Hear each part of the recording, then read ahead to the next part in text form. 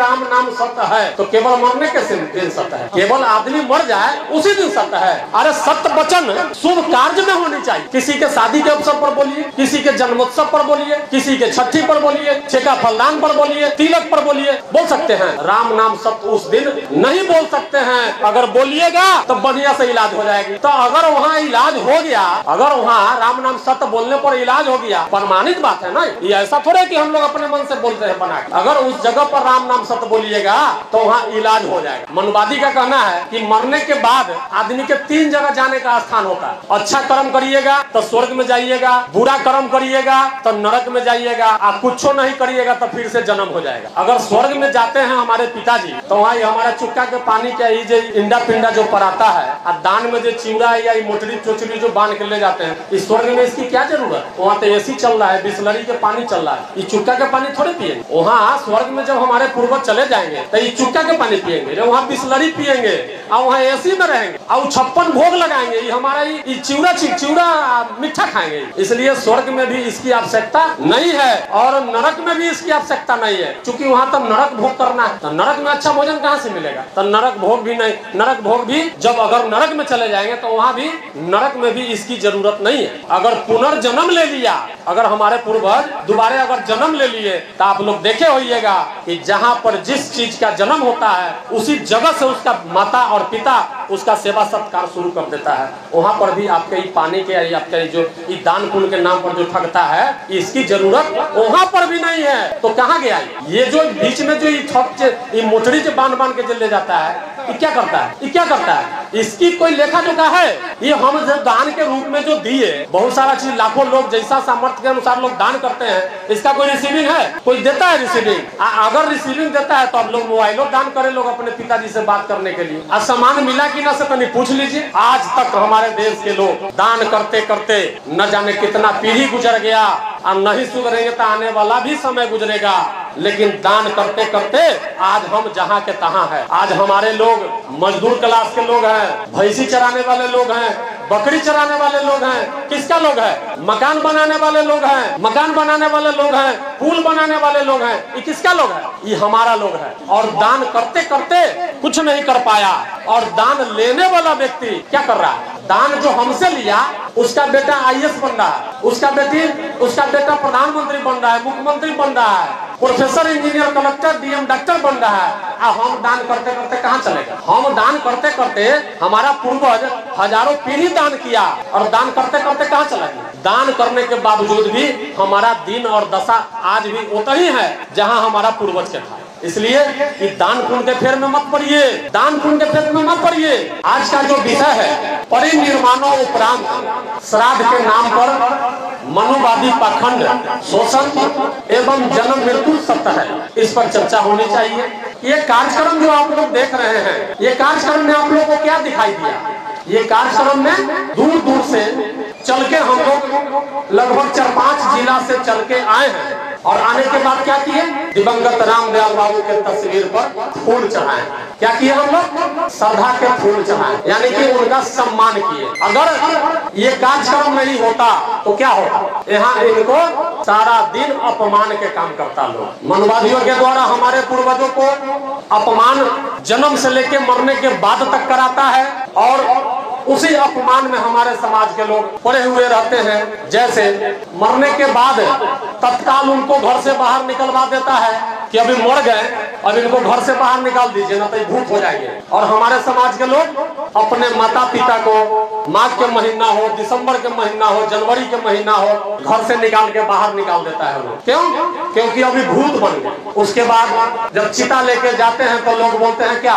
राम नाम सत्य है, राम नाम सत्य बोलते हैं। उसके बाद जब स्मशान घाट लेके जाते हैं तो क्या करते हैं? वहाँ पर जाने के बाद मुखाग्नि जो देवाता है मनुवादियों ने, कहता है कि पिताजी मरे हैं तो इनको बड़का बेटा आग देगा, अब माताजी मरी है तो इनको छोटका बेटा आग। लेकिन ऐसा हम लोग नहीं करते। हम लोग अपने संगठन के माध्यम से जो करते हैं, क्योंकि वो जो करता है अपमान, उसके विषय में अगर बताते चला जाऊं तो बहुत सारा समय लग जाएगा। संक्षिप्त में कहता हूं कि वो हमारे पूर्वज को जन्म के पहले से लेके मरने के बाद तक जो अपमान के कार्यक्रम रखा है, हमारे संगठन के द्वारा, अर्जक संघ के द्वारा, भारतीय मूल निवासी सांस्कृतिक मंच के द्वारा सम्मान का कार्यक्रम किया जाता है, जो सम्मान आप लोगों को अभी दिखाई दे रहा है। होता क्या है, हम लोग को अपने पूर्वज जब उनका परिनिर्माण हुआ तो हम लोग अपने घर से नहीं निकालते, उनको बाइज्जत उनको अपने घर में रखते हैं। कल सुबह जब होती है तो सुबह होने के बाद लोग जुटते हैं, अर्थी बनाया जाता है, अर्थी पर उनको सुलाया जाता है। सुलाने के पहले क्या करते हैं, सबसे पहले अपने पूर्वज को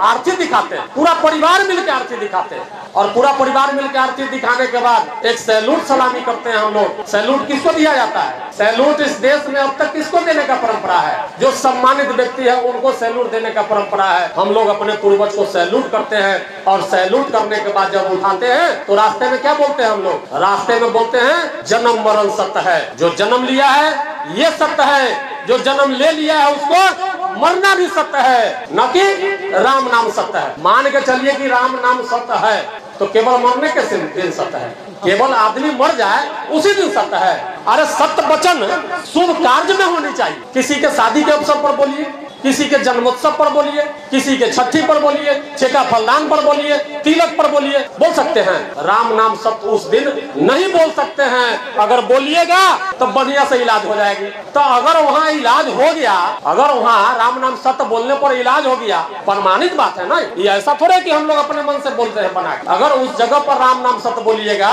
तो वहाँ इलाज हो जाएगा। तो हम लोग राम नाम सत्य नहीं बोलते हैं, हम लोग बोलते हैं जीवन मरण सत्य है। एवं क्या बोलेंगे? जिनका मृत्यु हो गई, जैसे रामदयाल बाबू हैं, इनको बोलेंगे रामदयाल बाबू अमर रहे। उसके बाद क्या करते हैं हम लोग? उसके बाद जब स्मशान घाट लेके जाते हैं, फिर से वहाँ चिता सजाते हैं, और चिता सजाने के बाद फिर से आरती दिखाते हैं। पूरे समाज मिलकर आरती दिखाते हैं, सैल्यूट सलामी करते हैं। और मैं एक चीज और बता देना चाहता हूँ, हम लोग डोम से आग नहीं लेते। डोम से आग लेने का परंपरा ये थोप दिया गया है। हमारे पूर्वज के पास मजबूरी था। क्या मजबूरी था? मजबूरी ये था कि पहले, आज से 40-50 साल पहले हमारे घर में आग नहीं हुआ करता था। हमारे घर में आग नहीं होता था। आग हम लोग गांव में मांग के लाते थे। हम लोग को माताजी दादी जी बताते थी कि बउआ रे फलना घर में धुआं उठाई थी, आग जाके मांग के ले आओ। ये देखा हुआ है ना। तो जब हमारे घर में आग नहीं होता था तो हमारे लिए स्मशान घाट में आग कहाँ से होता? तो स्मशान घाट में जो हमारे समाज के जिसको आज दलित बनाया है, डोम जाति के लोग, वो आग को बचा के रखता था। क्यों? क्योंकि लोग लाश जलाने आएंगे तो वो हम आग देंगे और बदले में उनसे हम पैसा लेंगे। तो ये मजबूरी था हमारे पूर्वज के पास। तो मजबूरी में हमारे पूर्वज उससे आग लिए, वो आज परंपरा बन गया। आज उसको परंपरा बना दिया और कहता क्या है कि डोम से आग लीजिएगा ना तो अब स्वर्ग में जाइए, यानी कि तरण हो जाएगा। डोम से आग लीजिएगा तो मैं पूछना चाहता हूँ कि आप अपने जीवन में, जो डोम से आग लेने वाले लोग हैं, अपने जीवन में कभी अपने दरवाजे पर डोम जाति को एक गिलास पानी पिलाए हैं? एक गिलास पानी पिलाए कोई आदमी? अपने थाली में उसको भोजन कराए हैं अपने दरवाजे पर? तो जब आप अपने दरवाजे पर जीवन में एक गिलास पानी नहीं पिलाए हैं, थाली में उसको भोजन नहीं कराए हैं, तो फिर ये डोम से आग लीजिएगा तो आपका तरण कैसे हो जाएगा भाई? जीवन में तो उसे आप छुआ रहे हैं, आप मरने के बाद आप तरण में हो, यानी स्वर्ग में चले जाइएगा। इसी को कहते हैं मनुवादी, पाखंड, अंधविश्वास। इसलिए हम लोग डोम से आग नहीं लेते हैं। और डोम से आग नहीं लेते हैं और आग जो देते हैं हम लोग मुंह में आग नहीं लगाते हैं। मुंह में आग हम लोग अपने पूर्वज को नहीं लगाते हैं। क्यों? क्योंकि जिस मुंह से हमारी माता पिता, चूंकि हर मानव का प्रथम गुरु माता पिता होता है, तो जो हमको प्रथम गुरु हमको बोलने के लिए सिखाया, पढ़ने के लिए सिखाया, उसको हम मुंह झोकारेंगे? मुंह झोकार देना ये गाली है। देहात में लोग कहते हैं कि मुंह झोकार दे, तो हम लोग अपने पूर्वज को मुंह नहीं झोकारते हैं। हम लोग चिताग्नि देते हैं, चिता में अग्नि देते हैं, नीचे से आग देते हैं हम लोग। और हम लोग जय भाई हैं तय भाई आग देते हैं। क्यों? क्योंकि बदमाशों ने बताया कि बड़का के बाप और छोटका के मतारी आग दे, मतारी के आग छोटका देगा। अब बीच में दूगो है, सब कहाँ से आया? बीच में दूगो औरो है, 3 गो है, 1 गो है, 4 गो है, वो कहाँ से आया? सोचने वाली बात है ना। अरे माता पिता उसको भी पैदा किया, बड़का के छोटका के, बीचों वाला दूगो के। धन संपत्ति में अधिकार सबको बराबर है, तो फिर आग देने में भेदभाव क्यों? आग देने में भेदभाव क्यों? इसलिए हम लोग आग सब भाई मिल के दिए हैं। 22 में हमारी माता जी का भी परिनिर्माण हुआ है। 3 भाई है, हम भी अपने माता जी को तीनों भाई मिलकर चिताग्नि दिए हैं। ऐसा नहीं कि हम बड़े हैं, हमारा छोटा भाई है, ऐसा नहीं। हम लोग तीनों भाई मिलकर आग दिए। और वहाँ से आने के बाद ये दूध क्रिया हम लोग नहीं करते हैं। आई पीपल में जो चुक्का जो टांगता है और कहता बदमाश क्या है कि जाइएगा तो चक्कू लेके जाइएगा, पीपल में जो जल दीजिएगा तो चक्कू लेके जाइएगा। कहला तो आपके पिताजी जो मरे हैं ना, ये भूत बन गए। तब हमारे समाज के लोग इतना ना समझ है कि वास्तव में चक्कू लेके जाते हैं। उनको भी लगता है जो ना हमारे पिताजी जो मरे हैं वो भूत बन गए। अरे भाई, कल तक हमारे पिताजी थे, हमारी माता थी, आज उनका परिनिर्माण हो गया तो भूत बन गए। और भूत बनते भी हैं, क्यों नहीं बनेंगे भाई। आप मनुवाद को बुलाइएगा और प्रेतस्य भूतस्य करवाइएगा तो भूत तो बनेंगे। अगर उनको बुलाइएगा तो भूत प्रेत बनेंगे। तो पता चलेगा कि कहीं पीपल पर से कूद गया तो कहीं खजूर पर से कूद गया तो कहीं तार पर से कूद गया। लेकिन इस तरह के मंच लगा के अगर कार्यक्रम करते हैं तो भूत नहीं बनते हैं। ये प्रमाणित बात है। 14 में हम अपने दादी के श्रद्धांजलि सभा किए, 22 में माँ के श्रद्धांजलि सभा किए। आज तक कभी हम सपना में भी नहीं देखे। क्यों? क्योंकि भूत नहीं बनी। अगर भूत बनती तो बराबर हमको भी उत्तम करती आके कभी, लेकिन भूत तो बनी नहीं। क्यों? क्योंकि इस तरह के अपने समाज के जो बुद्धिजीवी लोग हैं इनको बुला करके सम्मान उनका सम्मानित करवाए तो भूत कैला बनेगी। तो मंत्र जो पढ़ता है मनुवाद के ब्राह्मणवाद तो भूत बनवाइए ना देता है। अरे मंत्र के द्वारा जो भूत बनाता है तो भूत बनेगा। और हम नहीं पढ़ाए तो हमारी दादी माँ ये सब भूत नहीं बनी। और एक चीज और बता देते हैं, मनुवादी का कहना है कि मरने के बाद आदमी के 3 जगह जाने का स्थान होता है। अच्छा कर्म करिएगा तो स्वर्ग में जाइएगा, बुरा कर्म करिएगा तो नरक में जाइएगा, आप कुछ नहीं करिएगा तो फिर से जन्म हो जाएगा, है कि नहीं। लेकिन ऐसा नहीं होता। अगर स्वर्ग में जाते हैं हमारे पिताजी तो वहाँ हमारा चुक्का के पानी का इंडा पिंडा जो पराता है और दान में जो चिवड़ा या मोटरी चोचरी जो बांध के ले जाते हैं, इस स्वर्ग में इसकी क्या जरूरत। वहाँ तो एसी चल रहा है, बिस्लरी के पानी चल रहा है, ये चुक्का के पानी थोड़े पियेंगे। वहाँ स्वर्ग में जब हमारे पूर्वज चले जाएंगे तो ये चुक्का के पानी पियेंगे, जब वहाँ बिस्लरी पियेंगे और वहाँ एसी में रहेंगे और 56 भोग लगाएंगे। ये हमारा ये चिवड़ा मीठा खाएंगे। इसलिए स्वर्ग में भी इसकी आवश्यकता नहीं है और नरक में भी इसकी आवश्यकता नहीं है, क्योंकि वहाँ तो नरक भोग करना है। तो नरक में अच्छा भोजन कहाँ से मिलेगा। तो नरक भोग भी नहीं, नरक भोग भी जब अगर नरक में चले जाएंगे तो वहाँ भी नरक में भी इसकी जरूरत नहीं है। और अगर पुनर्जन्म ले लिया, अगर हमारे पूर्वज दोबारा अगर जन्म ले लिए तो आप लोग देखे होइएगा कि जहाँ पर जिस चीज का जन्म होता है उसी जगह से उसका माता और पिता उसका सेवा सत्कार शुरू कर देता है। वहाँ पर भी आपके पानी के आपके जो दान पुण्य के नाम पर जो ठगता है इसकी जरूरत वहाँ पर भी नहीं है। तो कहाँ गया ये जो बीच में जो ठग मोटरी से बांध के ले जाता है, ये क्या करता है, इसकी कोई लेखा जोखा है। ये हम जो दान के रूप में जो दिए, बहुत सारा चीज लाखों लोग जैसा सामर्थ्य के अनुसार लोग दान करते हैं, इसका कोई रिसीविंग है, कोई देता है रिसीविंग। अगर रिसीविंग देता है तो आप लोग मोबाइलों दान करें लोग अपने पिताजी से बात करने के लिए। और सामान मिला कि ना से कहीं पूछ लीजिए। ऐसा नहीं है और एक चीज मैं और चीज बता देना चाहता हूँ, आज तक हमारे देश के लोग दान करते करते न जाने कितना पीढ़ी गुजर गया और नहीं सुधरेंगे तो आने वाला भी समय गुजरेगा।